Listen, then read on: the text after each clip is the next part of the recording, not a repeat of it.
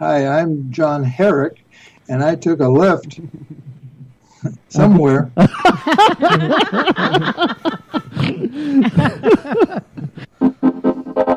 know we shouldn't have to scream that we're atheists. You know, we don't have non-astrologers and all that.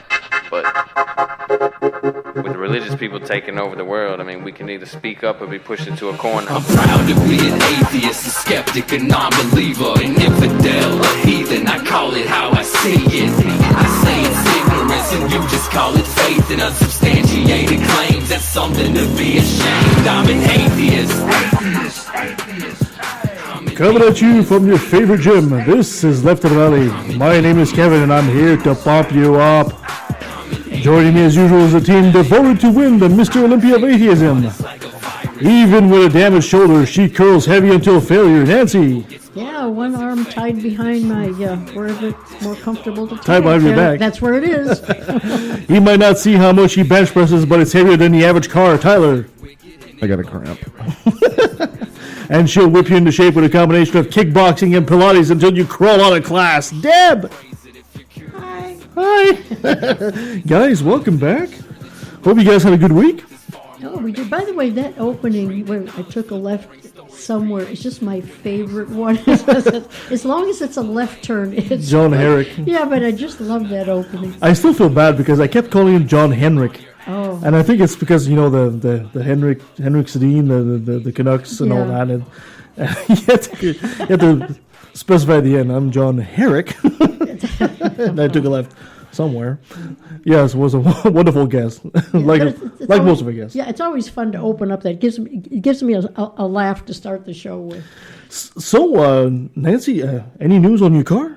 You want to share that with the audience? Or? Oh, my car is somewhere in a ditch after its joyride, I'm sure. There's been like a reported amount of crime in the area created by a Toyota Matrix, and they've been smashing through windows. I'm sure.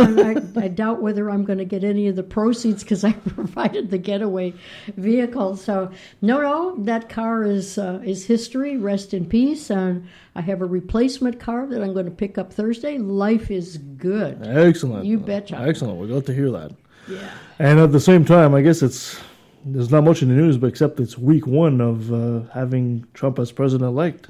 And it's new. This reporter was possibly a little hasty earlier. Would like to reaffirm his allegiance to this country and its human president. May not be perfect, but it's still the best government we have. For now. Yeah, so I guess we have to say to our Canadian listeners, he's not president yet. He's president-elect. He's close enough. He's close enough, exactly. So he's gonna be taking office in January, right? February. Yeah, January. February? No, January 20th. Is it 21st? Oh, 20th. No, it's January. Well, it's getting closer. Okay. So we would still like to extend the invitation to any American down there to come up north of the 49th for the next 4 years. Oh, I mean, you look at the American news at this point, and it's Trump 24/7. The man can't sneeze without, the press, and Trump is doing everything he can to evade the press and getting his children lined up around him and the worst Republicans he can find. I found cabinet and his advisors. So he's a busy bee. I found out that apparently every move the president makes, whatever the president is, that there's a bunch of reporters are supposed to follow him. I didn't know that. So essentially, the president really doesn't really have any time to himself or herself. No, but in case something happens, bad or good, they need the press there. Yeah, they need the press to be able to. You would think the bodyguards would be the ones you want to have there, not the press. If that were true, do you honestly think that Monica Lewinsky would have happened? Come on. Well, not inside the Oval Office. Oh. As soon as he leaves the White House, Trump apparently went in for the night, and they told the press corps, he's in for the night, that's it. And then an hour after that, he decided, no, let's go out for some burgers or something. So he left, and then there was a big scandal about him leaving without the press knowing. So, I don't know. An oppressive government. Well, it's going to be interesting because he's spent a lot of time fomenting distrust of the press, and he's going to do everything he can to undermine them and try to try to shake them off. Yeah. The other interesting thing is that most presidents have an official photographer that documents. Tries to make him look good. Yeah, I don't know that we could put him in a better light. So as the cliche says, buckle up your seatbelts. It's going to be a bumpy ride. In the meantime, Tyler, I'm sure you'll be able to speak about that, about our Prime Minister's reaction. Justin reacted to Donald Trump being president-elect.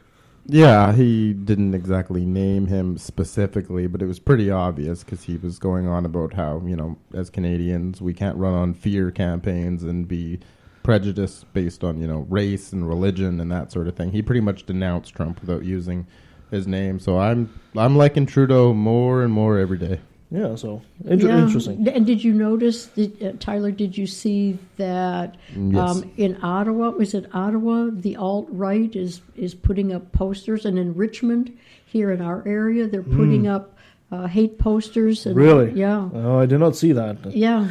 And that's what worried me about, one of the things that worries me the most about the whole Trump thing going on there, is I'm hoping we're not going to see Trump-like politics here in Canada. And considering, I've made a small prediction saying, remember Kevin O'Leary, the guy from Dragon Den, and he's a bit of an ass, and he wants to run for the head of the Conservative Party that doesn't really have a head right now. It's like, geez, I hope that guy doesn't kind of take what Trump did and tries to bring this here to Canada. I don't think he would. I don't think he would have the hate, promoting the hate toward various minorities and groups that Trump does. I mean, I can't see it, although I don't know who it is that's putting up the alt-right posters in Canada. I don't know whether they're Americans or whether they're a hate group, but whoever it is, I hope they are found and receive some punishment. And there also seems to have been some kind of a climb in hate crimes in the States. So a lot of stories on social media about people being harassed at the stop in their car, and somebody jumping out and using a baseball bat in their car, and some videos of them thinking, "Wow, is this? I hope this is not true, right? Because it could be fluffed up." But one of the things that I saw, this guy said,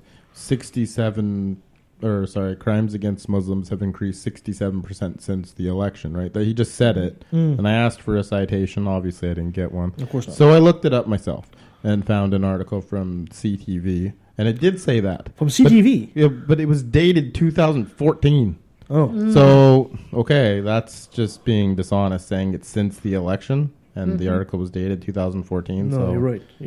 But people just kind of cherry-pick that thing. But there's the opposite side of the coin, too, which is that there was people protesting outside of Donald Trump's hotel in Vancouver, protesting Donald Trump, obviously. Frankly, I don't see what that's going to achieve. Well, probably nothing, but I wish I got you to read that Maclean's article before we did the show today, because it was kind of explaining that it's making people more vocal in Canada that support Trump. Like there was a progressive conservative, sounds like an oxymoron to me, but anyways, in Alberta, and she's getting death threats because she does support, abortion laws, and she does support LGBT and all that kind of thing, and her own party is not a big fan of her. So yeah, I just hope that I've been musing that Trump and Brexit is essentially a symptom of a bigger problem, and if we find out this week that Angela Merkel is having issues in Germany, and so is the president of France. I think he's got like a 4% rating.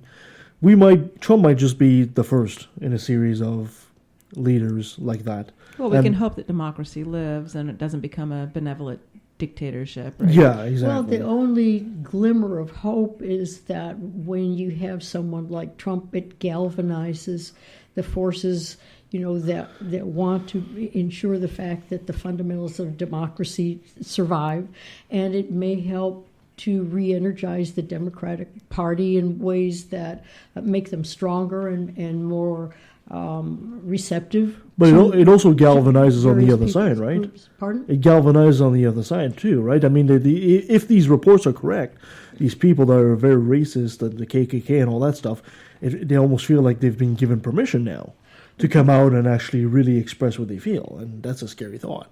Yeah, but I think at the same time, for instance, I think people who have never contributed to organizations like the ACLU and the Anti-Defamation League and Planned Parenthood, they're suddenly realizing that they're vulnerable, that that there's a possibility that those organizations could be censored in one way or the other. And so they are giving their support, which means, those who value the foundations of democracy. I do think that that's a good thing. It's a good way to stay positive in that sense. It's a good way to stay positive, and some of these members that are really, hardliners still have to be confirmed by the Senate, and so there's a possibility they'll be, refused. We'll certainly have to keep an eye on it, and I guess the message is for a lot of people is you have to stand together. It's a bit like that old saying, when they came for Group X, I didn't stand up. When they came for Group Y, socialists, and when they came for me, nobody stood up for me either. Right? Well, I'm thinking that if anything, it's a catalyst for a higher level of awareness, right, and more involvement. If you're not going to be present in the moment and be involved, you may get run over. Right? I want to hear about this Germany-France thing, because my idea here was that it's correlating with the level of education, but Germany has a good education system, and France does too, don't they? Yes, but they've also had a massive immigration, right? They also have massive immigration of Syrian refugees in Germany, and France has had an influx of Islamic immigration as well. Well, not to mention Polish and everything else with the opening of the European Union. Well, that's not what they're worried about, though, right? The xenophobic thing, and that's what you're saying is that the president of France or whatever is 4% rating, you said, right? Yeah. Because of the immigration aspect, because people are afraid of these, Oh, I'm sure there's more to that. We'd have to do a bit more research. What's the Germany thing? Well, Germany, Angela Merkel has opened the doors, and of course, you also got to take the economic problems of the European Union as well. Germany has been the backer, right, for Greece, for example. They've been the ones giving all the money to Greece, and I think a lot of people are saying, all this is coming to head. The immigration, the economic aspect, and Angela Merkel seems to be in a bit of trouble right now. Well, I mean, okay, so the education system being good is fine and all, but they don't really go into those details. I mean, if you think about it, logically speaking, you got all these terrorists in these quote-unquote brown countries, and then these people come here, therefore more terrorists. That seems like it makes logical sense to your average kind of Joe, and I thought that too, so obviously I looked into it, and it turns out all the refugees that have come from Syria and whatnot to the United States, not one of them has been deported for any crime-related things. So everything Trump was saying is absolute bullshit. You got to remember, you're doing the same mistake we always do as atheists. You're asking people to reason. Yeah, that's what I'm saying. Facts, even in politics, people vote emotionally. Yeah, I'm trying to find out what the cause is, because then lack of education is what causes the fear, right? Fear, yes. But it's the lack of education that causes it, because they don't teach. In school, they don't teach you why racism doesn't make scientific sense. They don't teach you why sexism doesn't make scientific sense. So people read shit like, the human brain is bigger. Okay, and then you become a sexist prick. Or you read some stuff about how black people have a lower IQ because of all these horribly done scientific tests, and then people become racist based off of that because they're not teaching that kind of stuff in school to debunk it, right? That's probably a huge, huge cause. That would be my guess anyways. Well, economics, too. People, who have to compete for jobs, if they're competing against someone of another race and another race... Bring your mic closer, dear. Yeah, if another race gets the job, that adds to the prejudice and the fear. And then if you get a job and suddenly your supervisor is of a different race, it just exacerbates... the fear and the loathing, and then you get the American South, in the 30s, and unfortunately some in the 40s until World War II. But anyway, we're not discussing that today. We'll take that for another show. I've got to keep us on schedule here. Nancy, you ready to go? I'm ready to go. Okay, let's go. All righty. Here we go, This Day in History, which is a roundup of those events and individuals that altered and illuminated the dates between November 14th and November the 20th. November the 14th has just a wonderful name of a holiday, an observance. It's called Readjustment Movement Day in Guinea-Bissau. And I thought, what in the world is Readjustment Movement Day? I mean, it could be physical, it could be mechanical. What in the world was it? So I looked it up. Guys are adjusting their shorts. Yeah. Yeah, we do that on a daily basis. Yeah, so I looked it up, and it commemorates the bloodless coup of 1980, led by a fellow whose last name was Bernardo Vieira.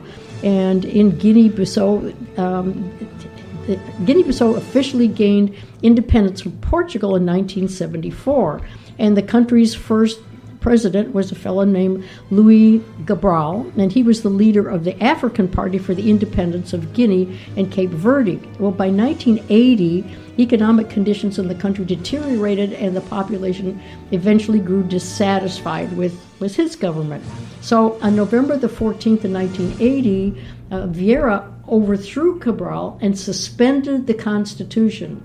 Is this sounding sort of like something we're thinking about here? Anyway, Vieira appointed a Council of the Revolution that ruled the country for 4 years.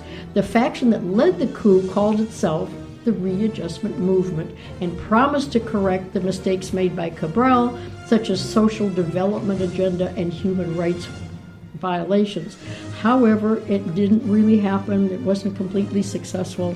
And as of now, the political situation there is very unstable, and no president has ever served a full term. When they say bloodless coup, I'm reminded of that old Simpson joke who says, yeah, we had a bloodless coup. It was all smotherings. Oh, yeah. Okay, November the 14th in 1889. Have you ever heard of a newspaper reporter whose name was Nellie Bly?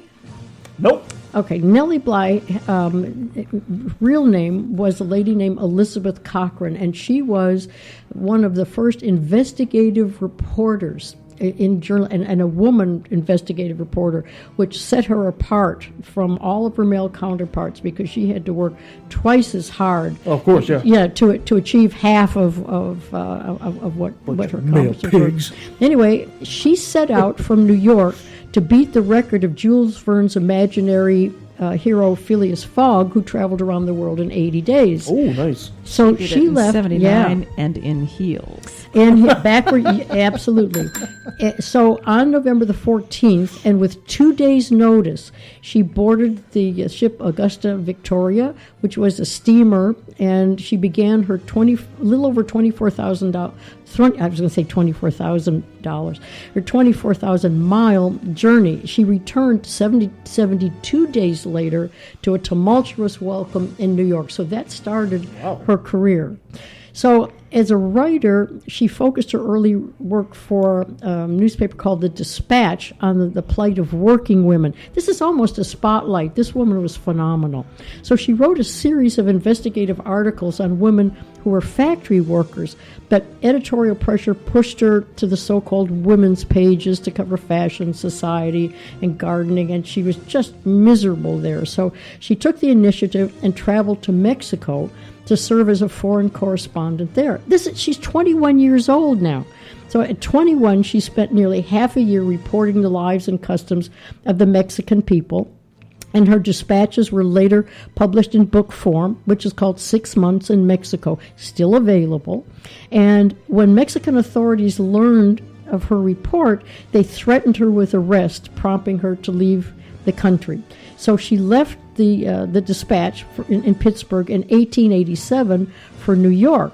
So she was penniless after 4 months of being in New York, but this girl had grit. She just had can't believe she made it 4 months before she was penniless. Yeah, so she talked her way into the offices of Joseph Pulitzer's newspaper, The New York World. This is when people really realized who she was and what she was capable of doing, because she took an undercover assignment for which she decided to feign insanity to investigate reports of brutality and neglect at the Women's Lunatic Asylum. Can you imagine She's dedicated. Yeah, can you imagine being sent to the Women's Lunatic Asylum? That's this does not bode well, Well, I've been sent to a loony bin several times before, but... Yeah. So she spent a night before she left practicing deranged expressions in front of a mirror. And so she checked into a boarding house and refused to go to bed, telling the boarders that she was afraid of them and that, they all looked crazy. And so she created this whole persona of an insane woman so that they would send her to the lunatic asylum. And they did. She was committed, and she experienced all of the horrible conditions, the spoiled food, undrinkable water, patients tied together with ropes. It was awful. And so there were rats in the hospital. It was horrible.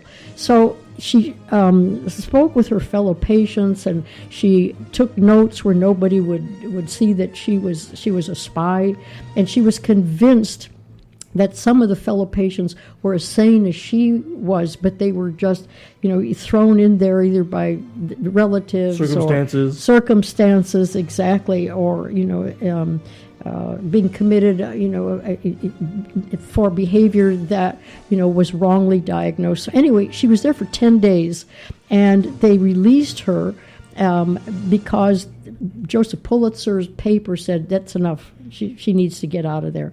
So she wrote a report, and it was in published book form called 10 Days in a Madhouse, which caused a sensation and brought her lasting fame.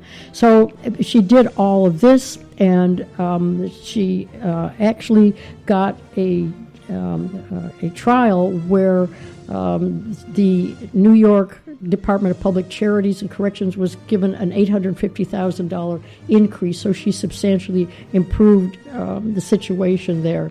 So that's Nellie Bly, and she's one of those women that like a pioneer in investigative reporting in some sense. She really was, and in her 20s.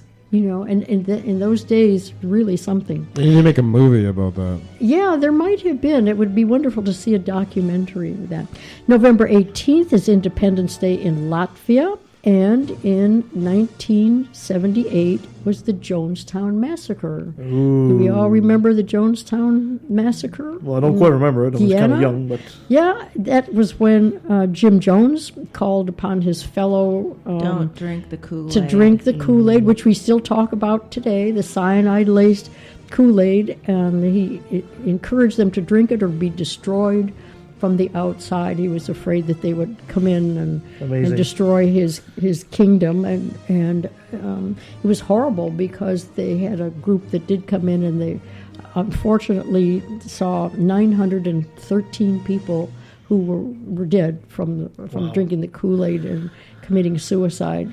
I like to use that story, especially when I'm debating Christians about the history of Jesus. Say you have no problem believing in the story of 2,000 years ago, but if I tell you about people that on camera and on video, and you can find these videos, will attest that Jim Jones did miracles, yet you won't believe that. Right? Yeah, there's a lot of videos. Anybody that would like to look up Jim Jones and the history of why people say, "Are you ready for the Kool-Aid?" Yeah, it's a good thing to do. He was apparently an atheist.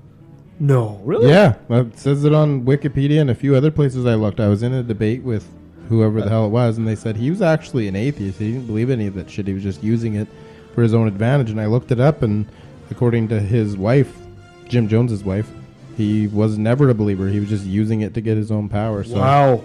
I was like, well, shit. Yeah, just a demagogue, crazy for power. Yeah, exactly. Well, he started out really good. Like, they were doing a lot of, socialism kind of stuff, right? Helping people and stuff. And then next thing you know, it's you need to sell the farm and give me all your money and come to my island and all this crazy shit. Jeez. Yeah, they called it religious communalism, I think, at the time. Maybe that's what we need to do here left of the valley. Yeah. Sounds good. Yeah, start our own church. Yeah.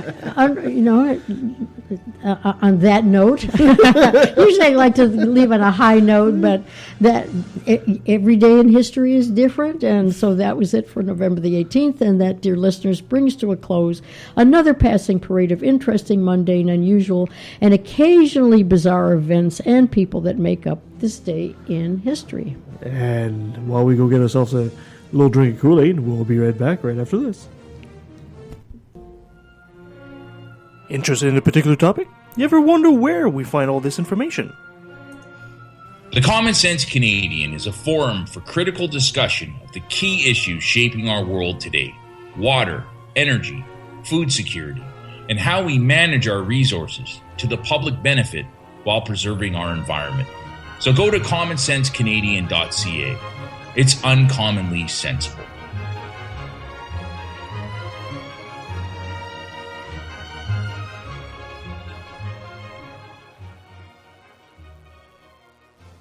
What is secular humanism?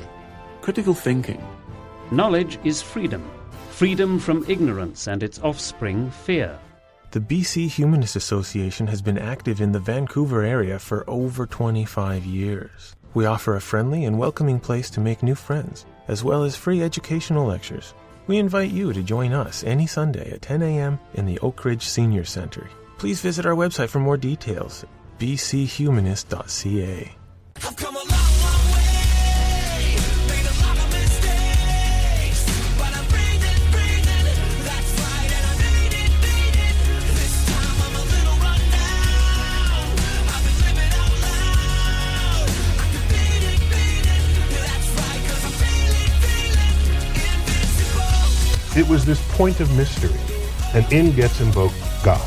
This, over time, has been described by philosophers as the God of the gaps.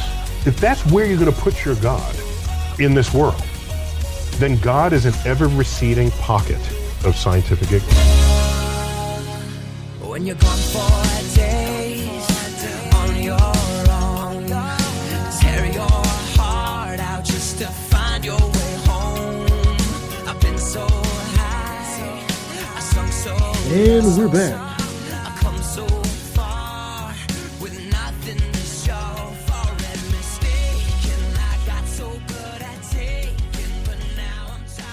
So our next guest is a friend of Tyler's, Robert Butler from Louisville, Kentucky, an atheist activist. Robert, thank you so much for being with us today.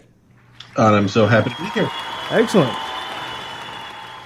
And now you got friends in Canada, so that sounds great. By the way, we've been authorized by the Prime Minister that to offer asylum to any Americans that wants to come north of the 49th for the next 4 years. That sounds right. But in return, you have to get us down for the Derby and give us box seats so we can enjoy the Kentucky Derby when it's on. And some bourbon. And some bourbon. And the bourbon. Yeah, I can promise you the bourbon. We'll trade some Canadian whiskey for some Kentucky bourbon. How's that? Well, I do love Canadian whiskey. Huzzah! A man of quality.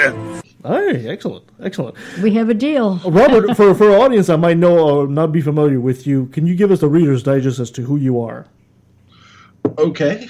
Well, I grew up in a very religious household and was basically taught creationism for all intents and purposes. You poor man. Maybe. I know. Every horrible argument you can think of for creationism, I personally made. And I made it believing that it was true. I was one of the deceived, you might say. And I started realizing that when I got to college and found we had a interesting fellow come and give a lecture to my biology class who looked a lot like Charles Darwin. He was actually a biology professor. And I thought, okay, I'm going to stump this guy. And I couldn't. I realized how much all of a sudden that I did not know. So I started digging into all the things that I had been taught and found that absolutely none of them were in any way true. Now, I wasn't exactly hostile to religion at that point, and I didn't give up the religion that I had been brought up with right away. Which was? I was raised with Southern Methodism, which is a pretty conservative branch of Christianity. I mean, obviously there's some variations there. When you grow up in the American South, you can have two churches of the exact same denomination right across the street from each other simply because they differed on one single point of doctrine in one line of the text. And you're not playing with those kids. What are you guys talking about? Religion has been nothing but a unifying forces throughout the ages. Come on. The sarcasm is strong with you, Mike. I like this guy. Do or do not. There is no try. All right. So I didn't immediately give up my religion, but that was not long in coming. When I realized just how wrong everything was that I had been taught, I didn't abandon theism. I abandoned Christianity step by step by step, which was pretty much capped off with the understanding of how the Bible was assembled. I realized there was nothing divine about it from start to finish. I was still very passive about the matter. I became a deist and gradually drifted into agnosticism and eventually atheism. What got me to the point where I became an atheist was a story that I had written, a short story about a man who had lived with a monster that he could not get anybody else to see, but it constantly tormented him. And he was trying to prove its existence, and he couldn't. And it slowly drove him insane. And I had a moment of revelation, if you'll pardon the play on words there, when I realized that that's indistinguishable from the God concept. And not long after that, I happened to see an old rerun of Cosmos with Carl Sagan, and I think that was it. It might have been something else, an interview I read with him, time doing what it does to memory. But I remembered his little dragon riddle with the dragon in the garage. Yes. Yes. Now, I wasn't hostile to religion at that stage. That would come later. I still thought that even if it weren't true, that it was like Aesop's fables, and it could provide a positive influence in the world. It turned out I was wrong about that, too. I've had to change my mind a lot over the course of my life. But that's what you do when you care about what is actually true. And I gradually realized how dangerous and poisonous and corrupting and all-round bad religion and its influence could be. I thought that though my teachers had taught me poorly and that I had learned things that I had thought were wrong, I didn't realize how pervasive it was. That began to change with the rise of Facebook and social media and more news stories getting around. You know what they say, the internet is where religion goes to die. That's it, man. Game over, man. It's game over. What the fuck are we gonna do now? Mm-hmm. Well, it's also where you go to find where religion goes to show just how bad it really is. Yeah, that's an understatement. And I remember there was a point where I had never heard of men like Kent Hovind and Ken Ham. And, what's that fellow from New Zealand? Ray Comfort. Banana Man Ray Comfort, yes. Yeah, I didn't know these guys existed. I got their writings without knowing it was them. I'd been read stuff in Sunday school and things like that, but I didn't know where it came from, and at the time I didn't think about it. But when you go onto the internet, you see a guy pretending to have a doctorate, like Kent Hovind. We do not speak his name. Got his from basically a trailer park. And you see them presenting information that you know is bad, you realize just how pervasive these frauds can be. And I got the Church of the Basement Dragon page started almost as a gag. Who am I kidding? It was a gag. I thought it would play out over a couple of days. A creationist had challenged me to disprove God. So remembering the whole thing about Carl Sagan's dragon, I posited a dragon in my basement, since I don't have a garage, and said, disprove this. And I started making up characteristics and attributes and said, can you falsify this? And I got to watch him basically burst into flame, which was truly satisfying. Which is perfect when you have a dragon in the basement that he would burst into flame. Yes, I started making up attributes. For example, my favorite beer is Arrogant Bastard Ale. It fits me perfectly. It's named for me. And I made up things like, oh, the dragon is always drinking my beer. The absence of beer in my house means that the dragon exists. That is evidence.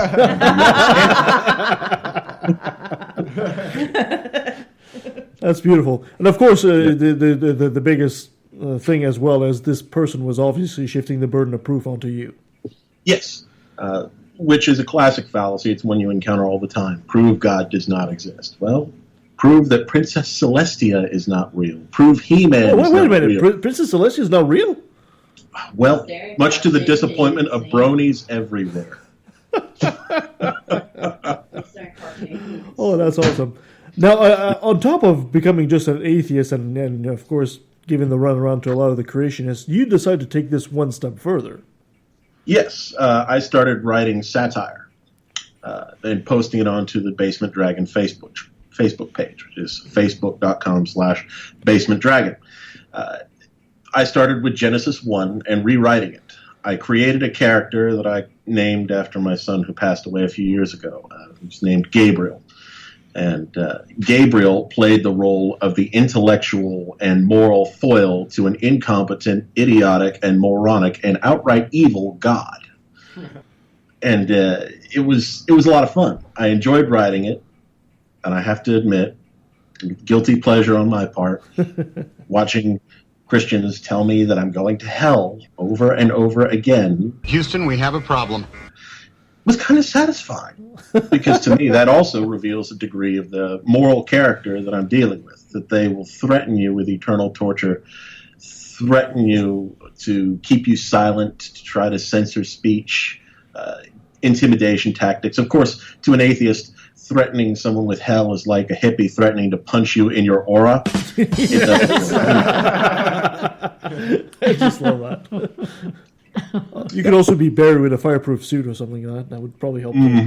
Yeah, well, you know what? I deal well with warm temperatures and a great deal of heat. If I ever did go to hell, I'd get kicked out for telling the devil to turn it up. Right. I always return the favor with saying, I'm glad they're watching me. I'll hold the door for you. Oh, nice. Yeah. Nice. So anyway, I started doing these writings, and then it branched out. I started using the Facebook page to store resources and information, and I started adding photo albums. I started an album that I called Faithful Frauds. There's a lot of liars for Jesus out there, or liars for Muhammad. It seems to be just those two religions, for whatever reason. Gee, I wonder why. I don't know. I haven't, heard any liars for Buddha just yet. I'm not saying they're not out there, but I haven't encountered any. So fraudulent happiness. Yeah. So there's a lot of falsehoods that go around about the founding fathers and the founding of the nation. For example, one of the common myths is that on the Supreme Courthouse doors, you will find the Ten Commandments. Well, that's not true. You do find the Roman numerals 1 through 10, but those are not for the Ten Commandments. That is for the Bill of Rights. Ooh, that's interesting. Nice point. Yes. Mm-hmm. Yeah, now there is a representation of Moses in there, but there's also a representation of Muhammad, a representation of various lawgivers throughout history. Now, whether Moses existed or not, I don't think he did, but in terms of historical accuracy, it's not really the concern. The fact is, as a historical lawgiver, in some sense, that's how he's represented. It has no religious connotation. So debunking these myths became kind of a hobby, and I debunked a lot.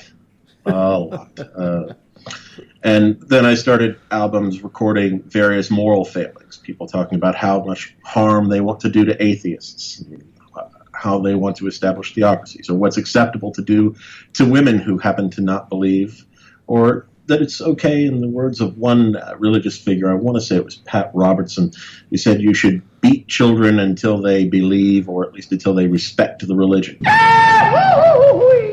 That is totally Pat Robertson, yes. Yeah. I remember that. And then he says the atheists are not fit to raise their own kids. Yes. The irony and is then so thick. Then you have a man like William Lane Craig, who is one of the most immoral men I have ever read.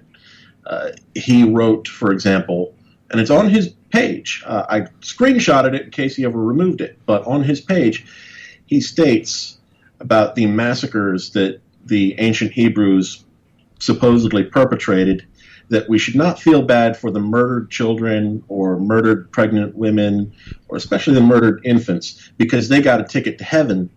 Instead, we should feel bad for the people who had to execute God's order.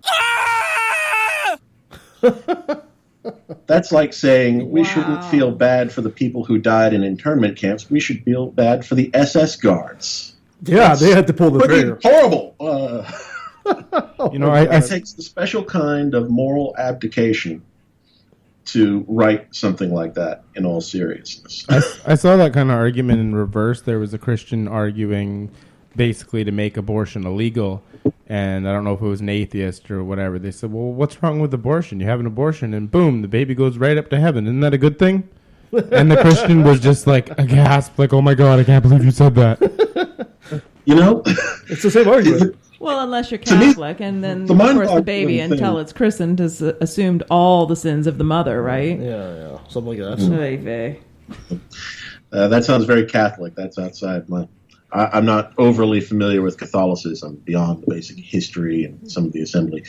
Now, one of the things that I've always wondered is, if God hates abortion so much, why does he keep sending babies that he'll know will be aborted? I guess I'd never really thought about it that way. Yeah. It doesn't make sense to me. Is he not that smart? I mean, that's just reading the text that's all about him. Doesn't seem all that bright to me. Yeah, every Makes the October, world- every October around here, there's always a church protesting abortion in the area here, and I usually walk up to them and I say, "Well, what do you guys think of Numbers 5:11?" Which is, of course, the abortion spell in the Yes, Bible. that's where it has the bitter drink that the bitter water, causes right? the abdomen to swell. And many Bibles, not sure how many different translations, but I've seen at least one or two, actually annotate inducing a miscarriage, which is abortion. Yeah. Some don't have it, some do, but the denialism that I hear about that. Oh, absolutely. Beyond. Okay, so I wanted you to talk about your page. I think you said once you got like 1,000 members, you actually did some charity stuff, right? Well, to celebrate getting 1,000, I donated enough money to pay for a round of vaccinations. I used UNICEF, and I thought that was nice. So you're, that's fantastic. You're paying That's- money. You're actually paying money to spread autism around the world. Then yes, totally kidding. Apparently so. The comments of Tyler, not necessarily those of Let the Developed subsidiaries. In underdeveloped countries. So you actually how much? I'm not going to ask for a number, but was that expensive to give a donation for a round of vaccines? I mean, no, that wasn't expensive. That was only I want to say $50, something like that. Wow. I don't recall. It was a while back now. I'd have to pull up the UNICEF page and take a look. I'll let you do that research later if you care. But no, that would seem like an appropriate thing to do. Something good had happened to me. I hit a landmark in the number of readers, and I wanted to celebrate it by doing something positive. wow, that's pretty cool. And now I feel like a lazy bastard because I've had my own groups for years and I haven't done shit. So, okay, I didn't want to interrupt you, but yeah. So I basically met Robert through some people who have been teaching me science over the last few years. Friends of mine, Jerry Haynes and David Pove, and they were looking for members for this Church of the Basement Dragon Facebook group, which is wonderful. Absolutely, they don't have completely crazy people. They're kind of in the middle. You know what I mean? And I joined there and met Robert, and he does these awesome kind of walk and talk videos where he goes on like a 10-minute nature walk and picks a topic. One of them was abiogenesis. That was a really good one. There was another one that was about solipsism. I think that was my favorite one. You guys will have to check that out. I think I sent it to you. I watched that one. Oh, did you? What did you think? Mm-hmm. Oh, it was great. You got perfect voice for it, and he's going around pointing out all these different nature things, or at least so I'm told, anyways. But he makes some really good... The water is cold and clear. It is water. Oh, and it felt actually very, very good. I can't believe how comfortable it was given the time of the year. So what is your underlying goal here with the group and the page and all that? Well, I guess you could say I'm building a brand. I'm getting into this much more seriously than I initially did. Originally, it was just for fun. I thought I'd entertain myself for a couple of weeks, but I've come to realize how vital the work actually is and how many people are lacking in scientific resources, scientific education, rhetorical arguments, or the ability to pick these arguments apart. And I think the world could use another voice for that. And that's basically, I guess you could say, was my fundamental goal. The truth matters to me a lot. What I will say, my parents taught me very well, is to value the truth, whatever it means. And I guess they didn't know that what they were teaching me was false.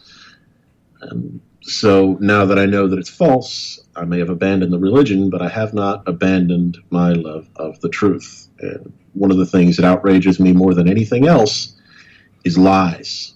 I really, really, really hate lies. You can't handle the truth.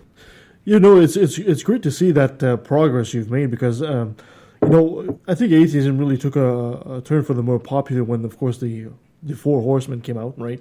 But even these gentlemen, I mean, Hitch is dead, Dawkins is up there in age, and so is Dennett.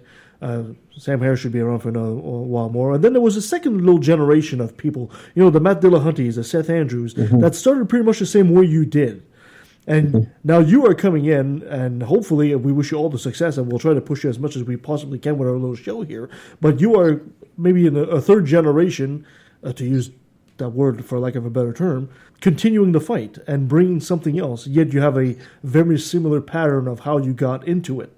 So that's a very interesting point, anyway, I thought. I think it is. There's nothing so guaranteed to make someone a dedicated atheist as understanding their own religion. When you come to understand just how fraught with horror that it is in the moral aspect, in the scientific aspect, in any conceivable way, there's no positive to it. Sure, it sounds sweet and it sounds nice. You get to go into the afterlife and see your dead relatives and whatnot. Just because something sounds nice, that doesn't make it true. And the harm that you can do by believing things that are not true in the world that you actually live in isn't worth that trade-off in any way that I can imagine. Well, that kind of reminds me of your solipsism walk and talk, because you were saying, maybe this is true, maybe that's true. Maybe you're actually living in the 31st century. The Matrix is everywhere. It is all around us. Even now, in this very room. And you're in school and you're, doing a history project, so they hook you up to a computer and you live an entire human life that takes, 80 years, but it really only takes 15 minutes in the real world. Whoa. That sounds pretty damn good to me, and I would love to believe that to be true, because obviously we have a natural fear of death and that sort of thing, and then you'd be able to live it sounds great, but I don't believe it just because it makes me feel better. Wait a minute. My particular life right now is the possible hologram of a futuristic gamer. You're in the Matrix, Miss Anderson. Oh my. Yeah, well, you might actually be a boy and not know it. As you can see, we've had our eye on you for some time now, Mr. Anderson. I probably living out a woman's life. Yeah. Well, and then my fantasy was always that you could come back, right? Like you live your whole life and then be like, you know what, I want to go back to being 12 again, and then do the same life, same person, but do it differently, and then you just got to press rewind. Like what are those books called? Choose Your Own Adventure or some shit like that. So, and it sounds great, and I really hope the simulated universe Matrix idea is true, but I don't believe it. Yeah. Makes me feel better. Aaron Ross said something in one of his videos. I don't recall which one it was, but he said that it seemed like they being devoutly religious, creationists and whatnot, don't believe things in the same sense that we do. When I say I believe something, I'm saying I believe something to be true to the greatest degree that I possibly can. But he had people tell him that they don't think something is true, but they believe it anyway. It seems very strange to me. And I recently encountered this myself. Was having a discussion on abortion, and I did a lot of research for it. I was really looking at the pro-life side of things more than anything else. But I found just how many things that the pro-life side had said that is just blatantly false. So I did some digging. I found the percentage of abortions that happen worldwide and how they change, whether it's legal or illegal, how it affects mortality when it's legal or illegal. And I did all this research, and I presented it to this woman, and she said, well, all your information looks right. It looks like you're right about everything, but my church teaches this, so I have to stick with this because God's truth is higher than man's truth. And there's no different truths. There's either something that is true or it's not true. It can't be both. If this is true and your religion teaches this, then you're wrong. You're believing something that is wrong. I don't know how someone can actually do that. I think most of these Christians have a tendency to substitute the word belief for hope. Yeah. That's what they really do. I hope right? this is true, yeah. Well, I ran into the same thing with the abortion thing. I completely destroyed this person with showing that there's no real difference in the amount of abortions where they're legal or where they're illegal. The only thing that increases is mortality. Yeah, the women, the mothers, the safety. 13%. Yeah, the mothers, the safety and stuff. And his response was, good, they deserve to die because they're killing babies. I was like, okay, what means to an end here? Look at the conclusion. You're killing more people. Pro-life? Yes. No. Anti-choice, thank you. Yeah. There was like you said, you see the immorality of people, when it's Facebook and stuff, but there was not a recent episode, but one I saw in the Atheist Experience where they were pointing out to this guy that God doesn't do stuff. God sits there and watches a 4-year-old little girl get raped, and the guy on the phone's like, well, yeah, but she probably did something to deserve it. And Matt Dillahunty was like, fuck you, and he hung up on the guy. And I was like, good job. Talking about moral high ground as a Christian, my ass. Yeah. Well, the moral high ground in reference to pro-life, most pro-lifers aren't pro-life. They're pro-birth. That's right. Unless you're going to take on a whole bunch of unwanted children. Yeah. Right? Or help a mother who has found herself in a way that she does not want to be because she can't afford to be there. Yeah. All those reasons. You're not pro-life. You're pro-birth. And that just leads to a whole other massive travesty of the population explosion here on Earth. Yeah. Right. Robert, sorry. Go ahead. Well, just imagine forcing a woman or whatever, a couple, to have a baby they didn't want. How well are they gonna treat that kid compared to a couple of people that actually wanted the damn kid? You know what I mean? I would not want to be born into that situation. And recently in Robert's group, we were kind of breaking this down.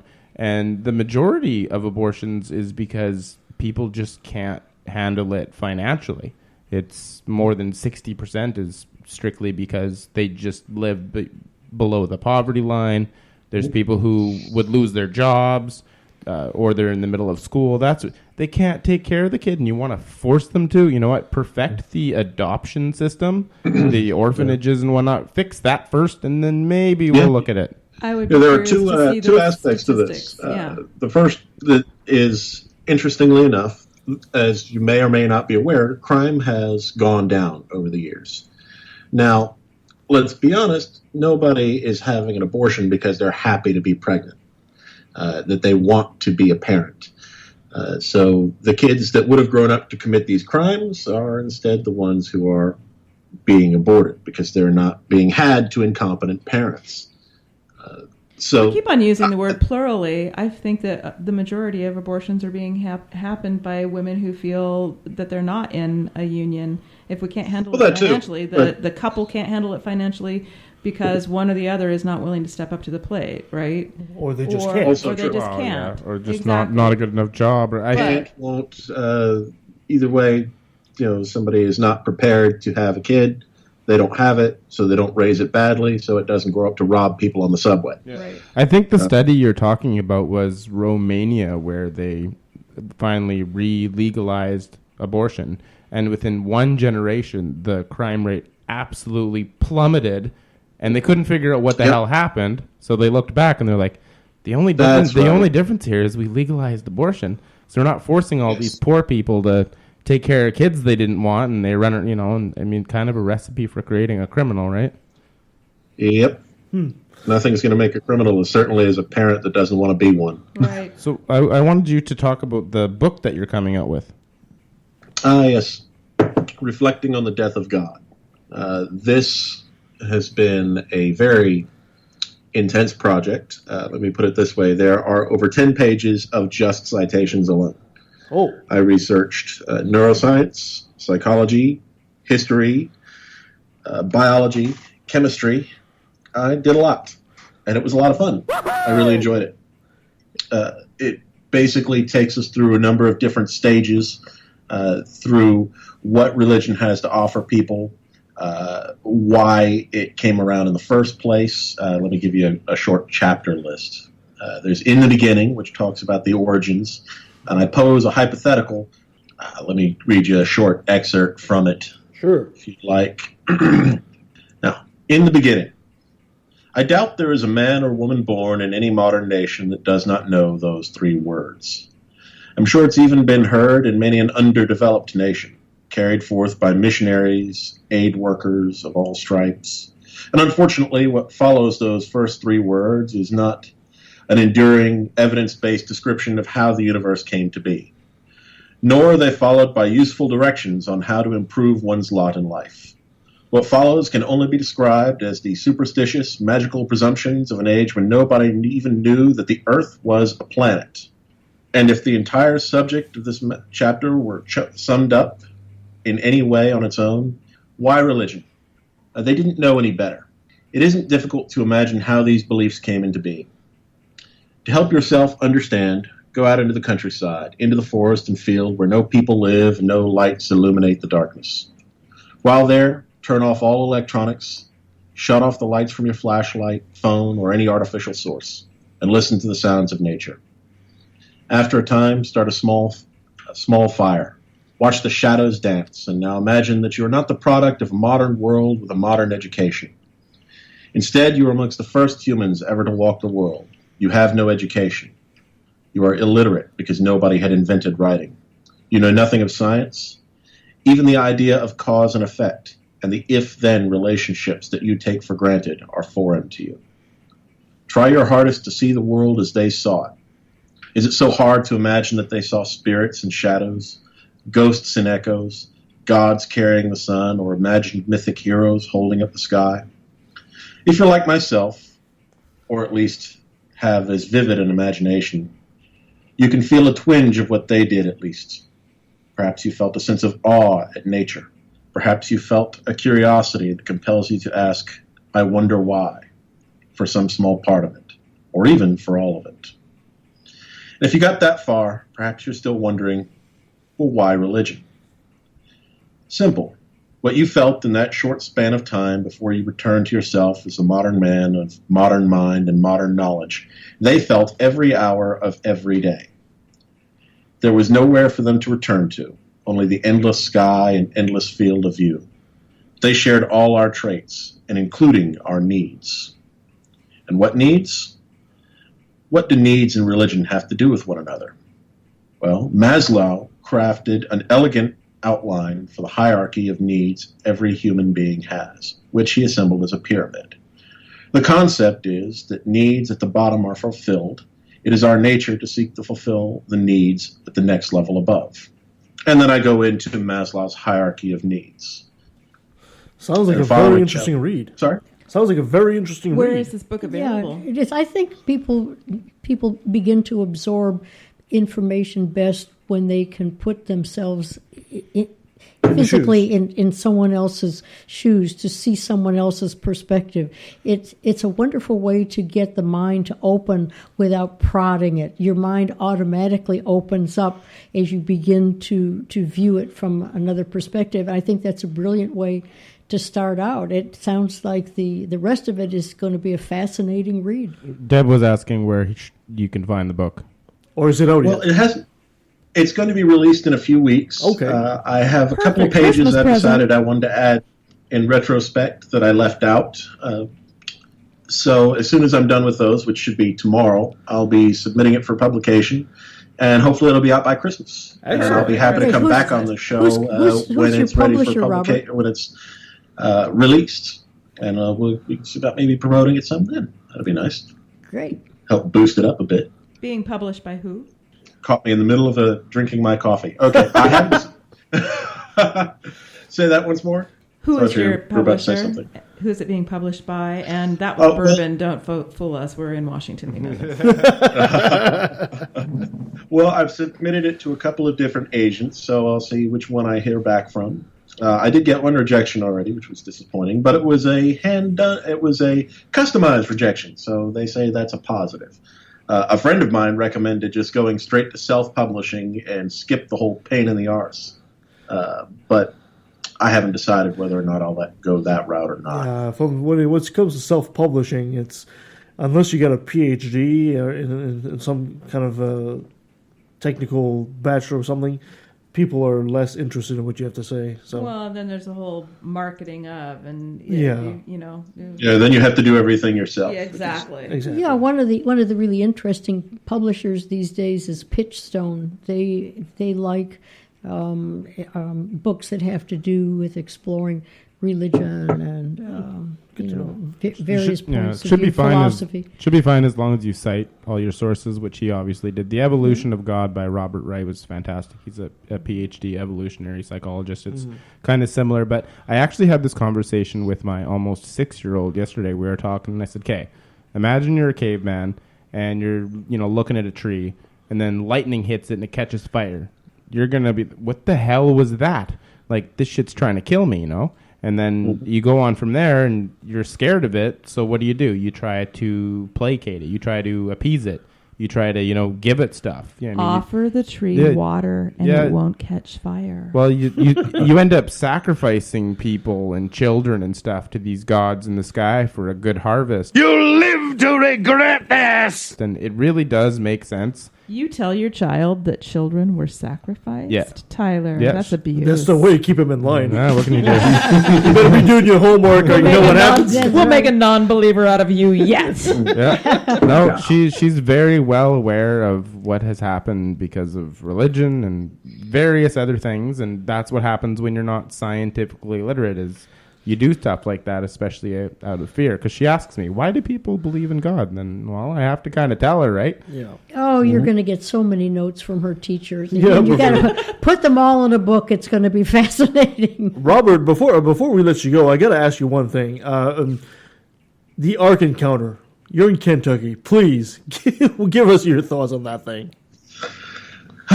Well, there's no positive thoughts, I'll tell you that. I haven't been out to see it. I was actually thinking I would take my daughter to it